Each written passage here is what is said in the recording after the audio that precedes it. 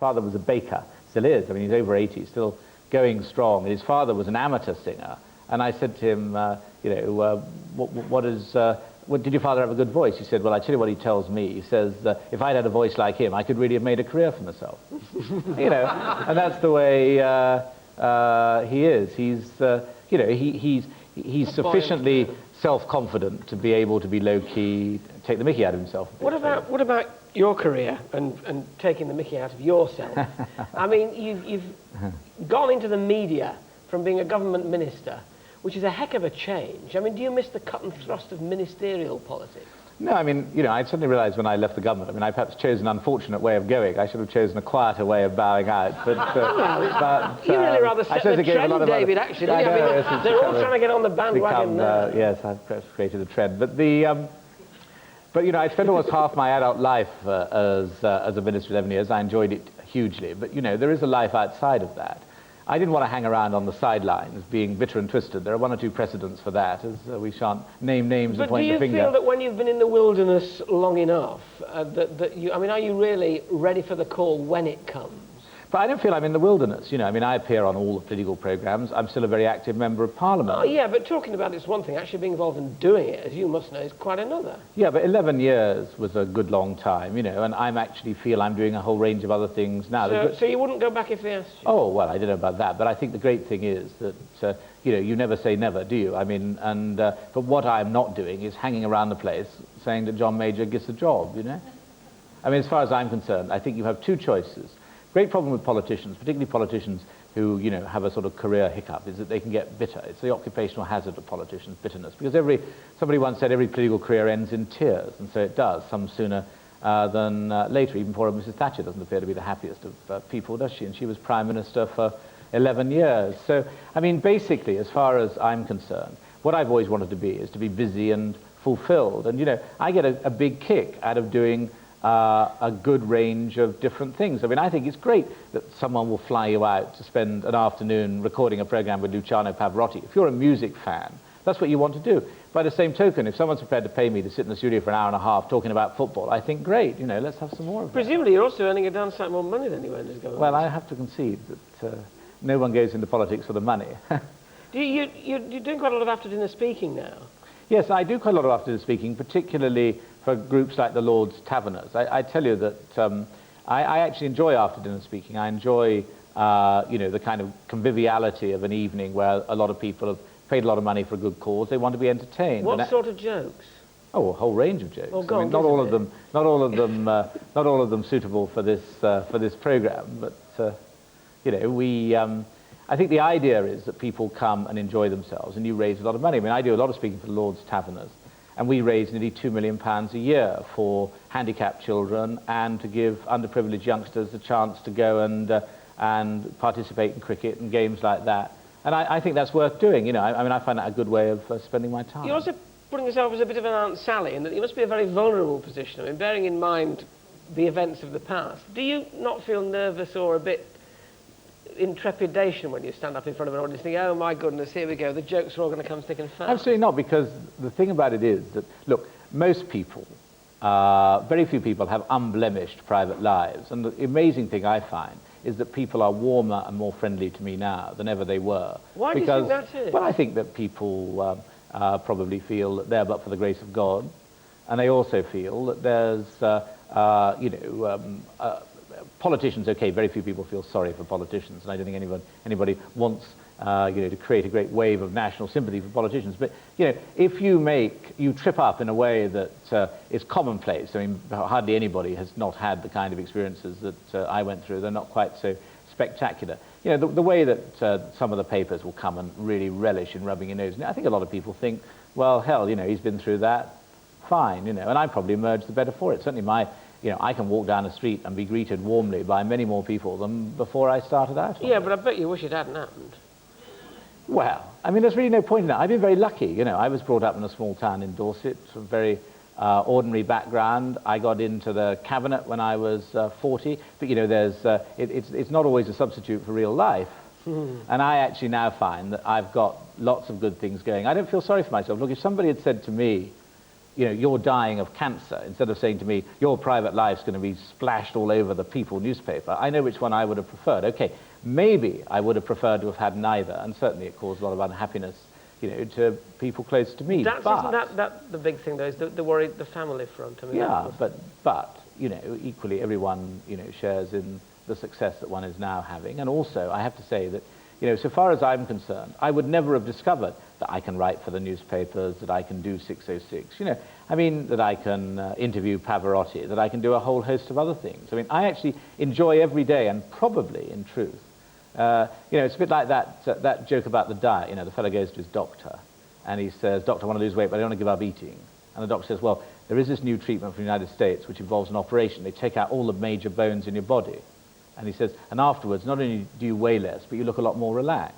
and I feel a lot more relaxed after the treatment I had, you know. If you don't and I actually am genuinely enjoying what I'm doing. I mean, you know, I doubt if I'd been invited on your program if I was still Secretary of State for National Heritage. I don't know, you might have at the end of your career. Just briefly, I mean, you must have a perhaps slightly more jaundiced view of the Back to Basics campaign than most.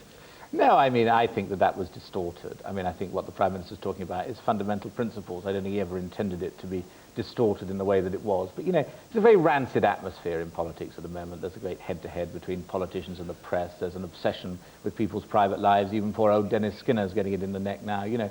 I think if you looked in a lot of newspaper offices, you'd find plenty of people whose private lives don't bear very close inspection. I'll have a very good look. And I think there are plenty of people who think maybe it's going too far. But as far as I'm concerned, you know, there's an old saying, the blow that doesn't break you makes you. And as far as I'm concerned, I'm perfectly well adjusted to life.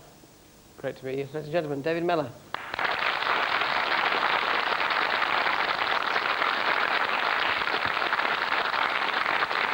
More music now from the Piccadilly Dance Orchestra. It's a song from their Shall We Dance CD. I'm in the Mood for Love.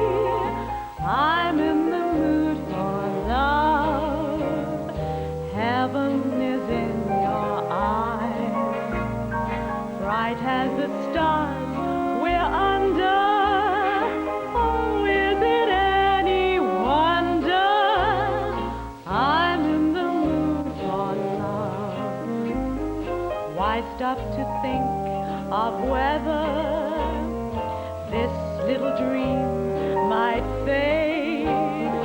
We put our hearts together.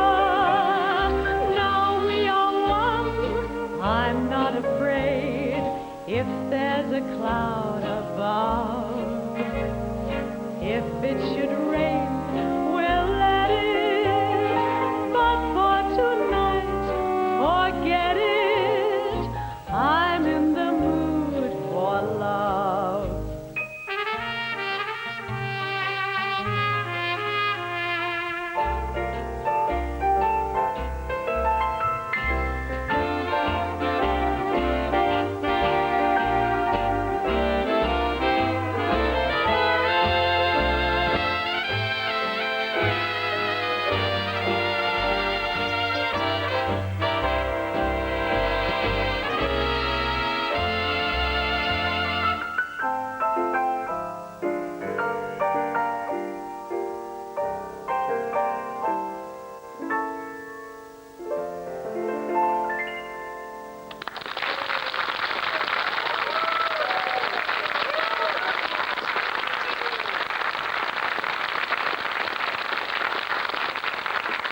The Piccadilly Dance Orchestra with Julia Shaw on vocals. I wish I had them. That's it for today.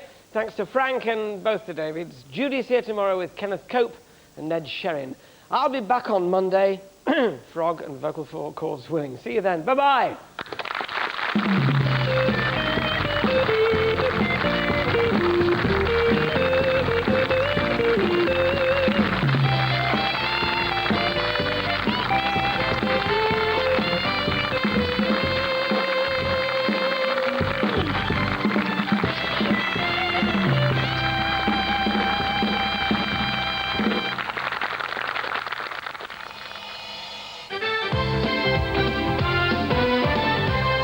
Thank you, Alan. Time now for Quiz Call. Any minute now.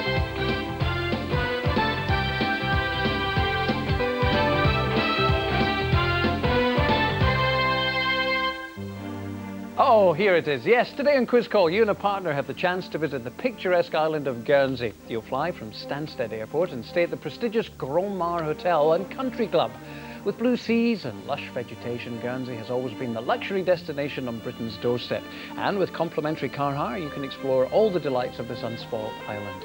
So for your chance to win, just answer this question, please. Guernsey is one of which group of islands? Is it A, the Canaries, B, the Channel Islands, or C, the Hebrides? Guernsey is one of which group of islands? A, the Canaries, B, the Channel Islands, or C, the Hebrides? Call us with your answer on 0891 339933. That's 0891 339933. If you're correct and you're selected by the computer, that fabulous holiday in Guernsey is yours. Lines staying open till midnight on Saturday, and Ross will be announcing the winner on Monday. And today's winner of that fabulous holiday in Canada, remember I asked you what's featured on the Canadian flag?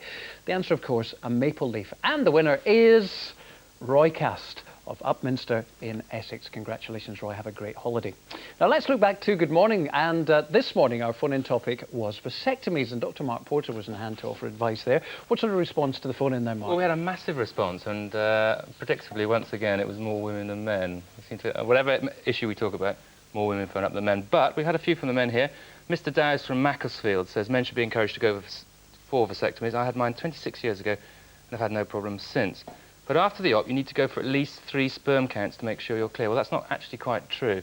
After the operation, of course, you still produce sperm for up to 3 months. So you do need 1 test. As long as that's clear, you don't need any more. So no need to go for those 3 unless the doctor asks you to come back and do another one.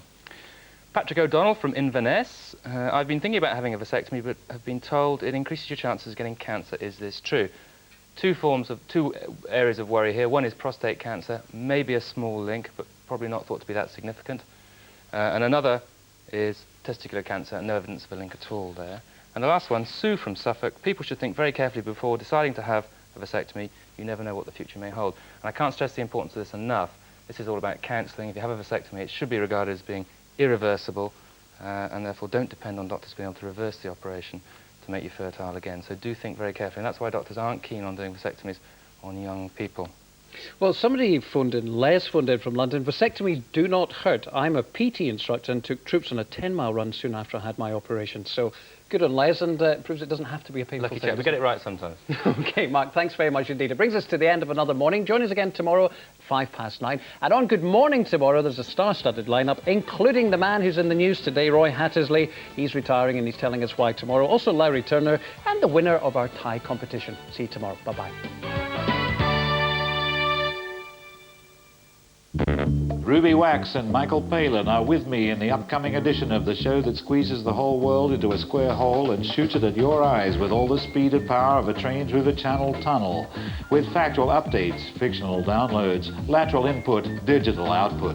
The information highway is at your door. You can't defy it. It's here now.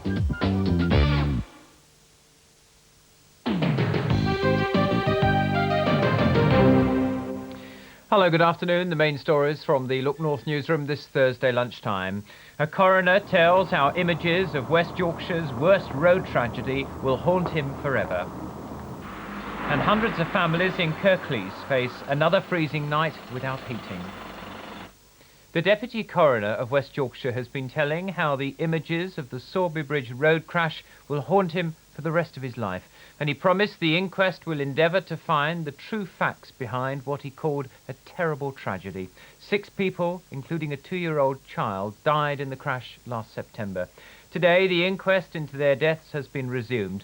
From Bradford, our West Yorkshire reporter, Damien Johnson. The Deputy Coroner, Mark Hinchliffe, opened the resumed inquest at Bradford Magistrates Court this morning. The hearing was told 6 people died when a lorry collided with a British Telecom van on Bolton Brow at Sorby Bridge on September the 6th last year. Both vehicles then struck several pedestrians before careering into a row of shops. The Deputy Coroner, Mr Hinchliffe, said the tragedy had stunned the whole community and touched the heart of the nation. The images from that day will haunt me for many years to come, he said. It's so very important that we find out what happened, what the true facts are. A number of bereaved relatives were in court to hear evidence. The hearing continues. Damien Johnson now joins me live from Bradford. Damien, what's the latest?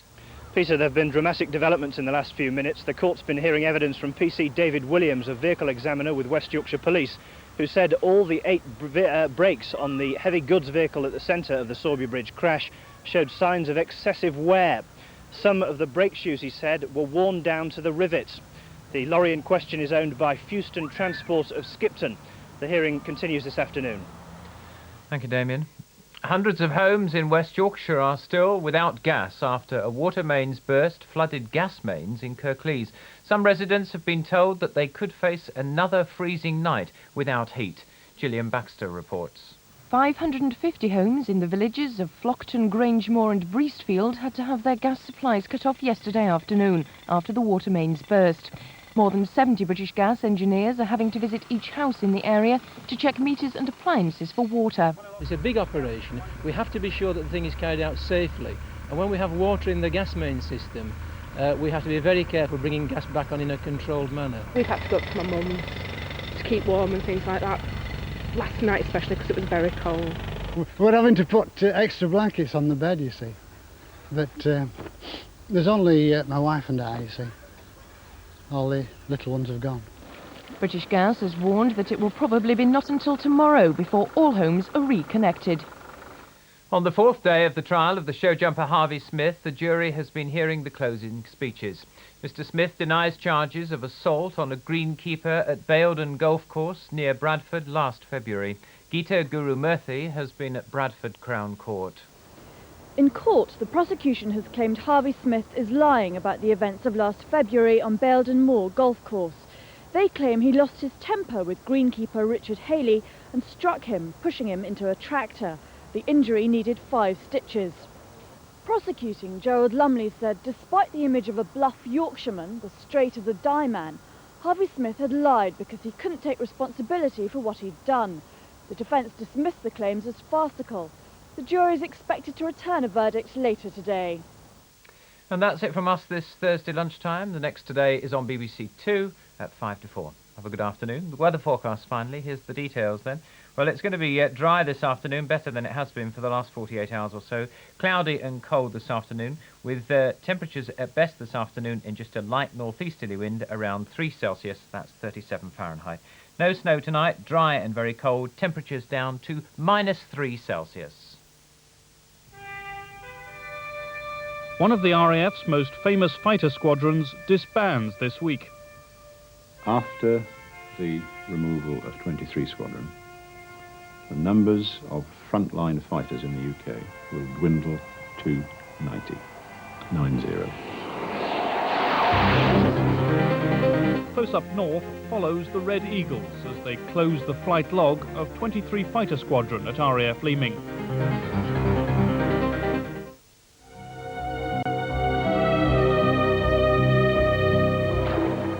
A woman over 3 million years old is discovered in fragments even harder to find than diamonds.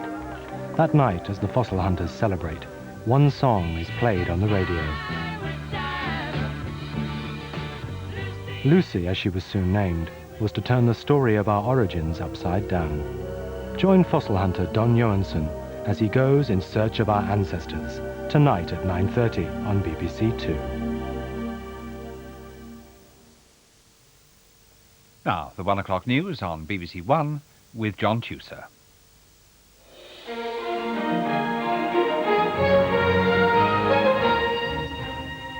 £10 million more goes into community health care in London as the Clunis report blames everyone involved for failures and missed opportunities.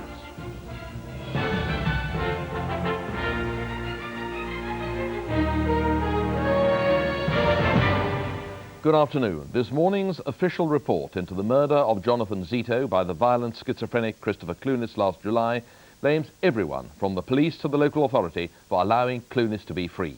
It warns that cases like this could be repeated all over the country.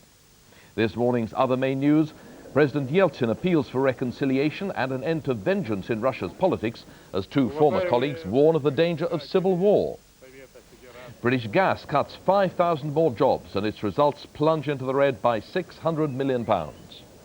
And Beijing tells Hong Kong's governor that the door on further talks has been slammed now that the colony has started down the road to democracy. The government has responded swiftly to the publication of today's damning report into the unprovoked killing of a musician by a violent schizophrenic. All the agencies involved must share the blame for the tragedy, it said, which amounted to a catalogue of failure and missed opportunities. The report says that up to 4,000 patients released into the community should receive care by specialist teams. In response, the Health Secretary, Virginia Bottomley, has put an extra £10 million into community-based health services in London and set out new guidelines for the care of the mentally sick released into the community. We'll be coming back to that in a moment or two. In the meantime, let's go to Moscow, where a day after Russia's parliament voted to release from prison the men who led an armed uprising against the president last October, Boris Yeltsin had to face hostile MPs with his State of the Nation address. He labelled crime as the problem of the year, said that the need for economic reforms be balanced against its costs, and warned NATO against extending the alliance to the former countries of the Eastern Bloc. If all that read like the speech of a leader in charge of events, two of his former reformist colleagues were warning that yesterday's vote to grant amnesty to the leaders of the October uprising could be a step towards civil war in Russia. Boris Yeltsin's critics dominate this parliament, and they gather to hear his State of the Nation address, fresh from granting an amnesty yesterday to some of his bitterest political enemies. But if he was troubled by their hostility, he showed no sign of it, and appeared to have recovered from the heavy cold, which had sparked a renewed wave of speculation about his health. Mr. Yeltsin is anxious, if he can, to lift the presidency above the increasingly confrontational business of day-to-day Russian politics.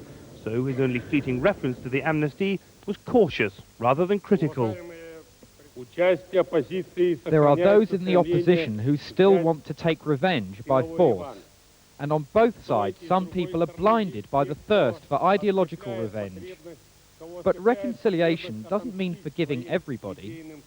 Mercy is only mercy when it doesn't contradict what's right and what's wrong.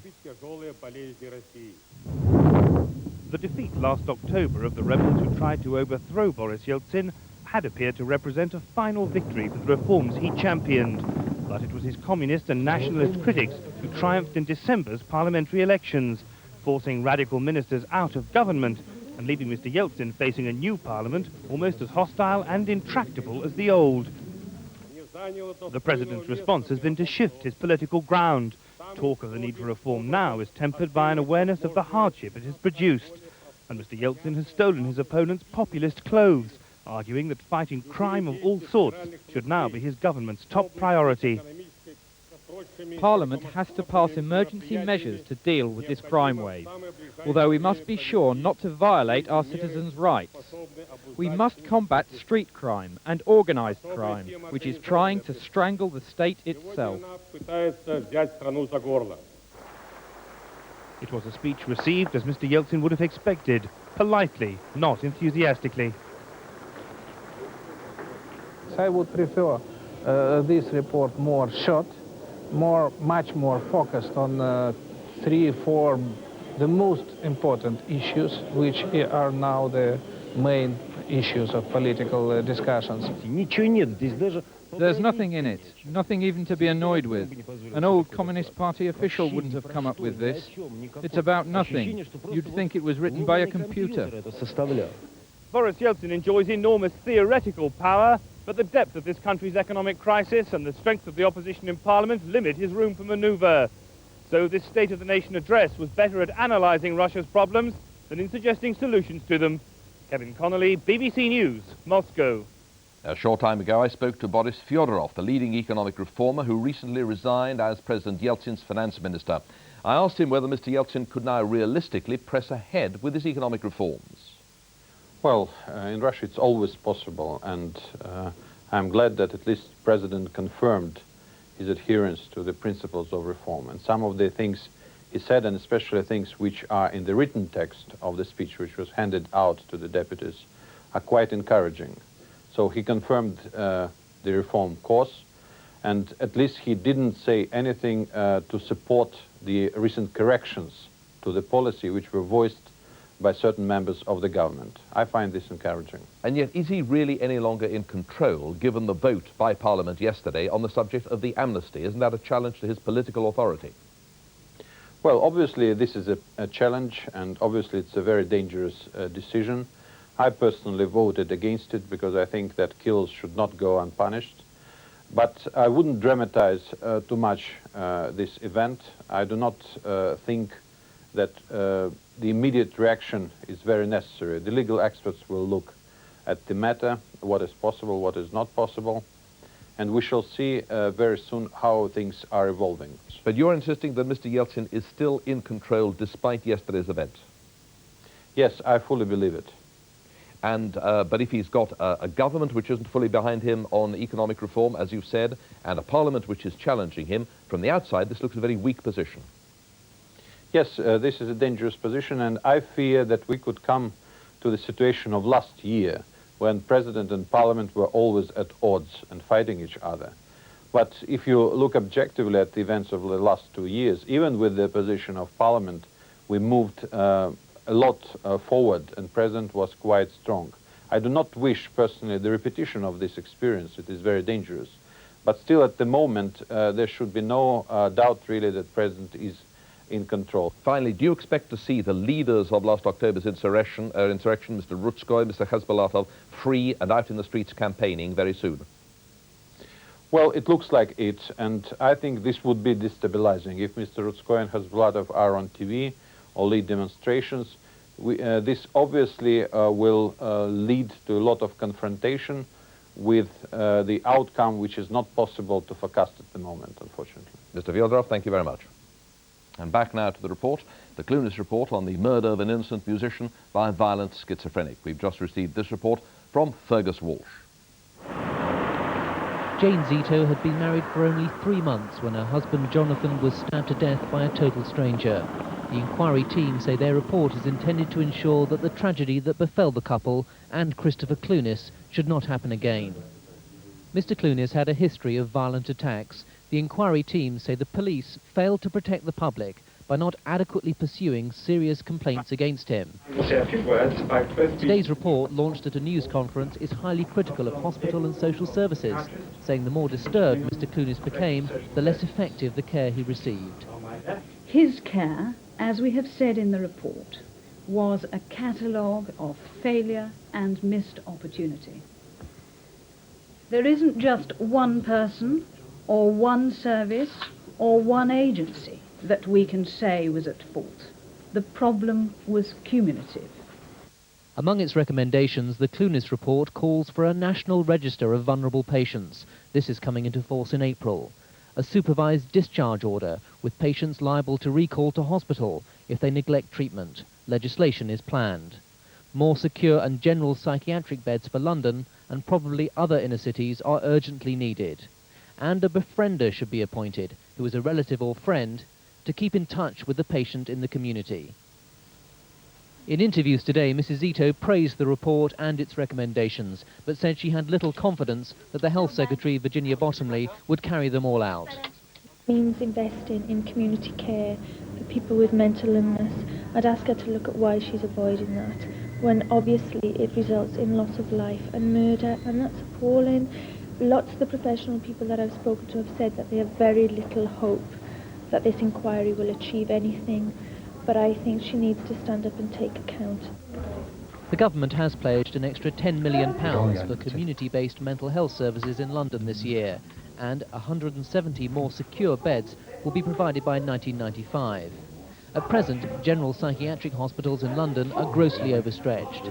Patients often only get admitted once they are highly disturbed, and pressure on beds means they have to be discharged prematurely. I think we're very concerned. There's a general agreement amongst medical staff that there are perhaps another